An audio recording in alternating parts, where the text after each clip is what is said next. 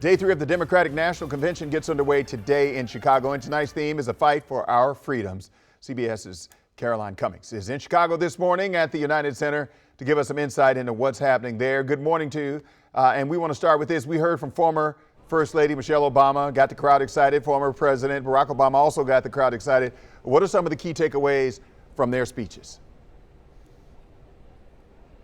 Well, good morning, Wisdom. So both of the speeches struck a tone of hope. They say that they're hopeful for the future with Vice President Kamala Harris at the top of the ticket. But both of them did not hold back in criticizing former President Donald Trump. They tried to draw a contrast between what he is offering Americans and what Democrats and Vice President Kamala Harris are offering to Americans. And one thing that President Barack Obama touched on was that, Democrats are really excited this week, right? There's many of them, thousands of them here, really excited, feeling the energy for their candidate. But he warned them not to be complacent, that there's still, under 80 days left to go here. And those days will be crucial if they want to, get Harris over the finish line and send her back to Washington and into the White House. So he encouraged everybody in this room to, keep up the fight, that this race will be close, and polls indicate that, close nationally and close in those key battleground states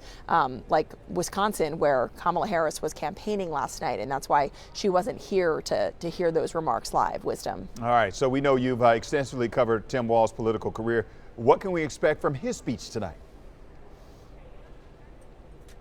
Well, Governor Walz has been very known to Minnesotans who are observers of politics. And of course, he's been the governor. He's in the middle of his second term. But to many Americans, they don't really know who he is. A new poll that just came out shows that, 4 in 10 Americans don't really have an opinion about him, enough to know whether they like him or dislike him. So tonight will be an opportunity for him to really introduce himself to Americans. He is expected to talk about his background. He grew up in a small town before enlisting in the Army National Guard, and he was actually a public school teacher for 2 decades before he entered the political arena, going to Congress and then running for governor first in 2018, then being reelected in 2022. So this is his chance to really talk about what he brings to the table, how he complements this ticket. And I'm also told that he will talk about what a Harris-Walz administration would look like into the future as he tries to make the case to not only Democrats in this room, but Americans who might be still undecided about who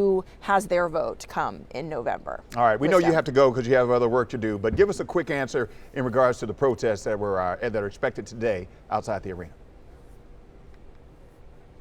Right. So there was a protest last night where it got a little heated. A couple people who were arrested. We're still waiting for some more information. And we did get an update about protests. On Monday, 13 people were arrested, 10 of them connected to that security fence breach that we were telling you about, Wisdom. All right. Well, look, we appreciate your time this morning. Thank you very much. And we will see you again tomorrow. Thank you. All right, we've got you covered all week long as the DNC plays out in Chicago, both on air and streaming on WSA 9+. You can count on us to follow up and fact check claims made by each night of the convention. And our verified team is here for you every night at 11 and every morning on Get Up DC.